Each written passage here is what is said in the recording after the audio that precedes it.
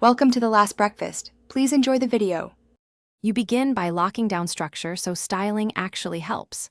First, freeze the header row and define named ranges for your tables. This keeps formatting consistent as you work. Then set a readable font size and standardize column widths so text wraps predictably.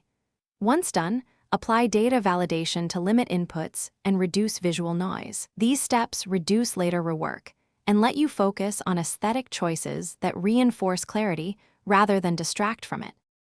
Now craft a restrained color system that supports hierarchy. Choose one neutral background, one accent for grouping, and one highlight for actionable items.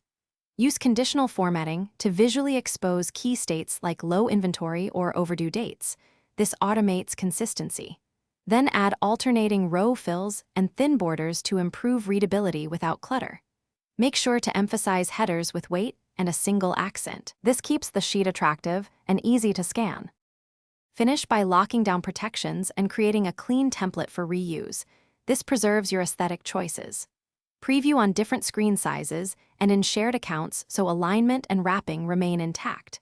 When sharing, provide a short legend or instructions for collaborators so changes stay consistent. If something goes wrong, first clear direct formatting from the affected range and reapply your named style or conditional rules. This usually restores uniform appearance quickly and prevents cascading layout issues.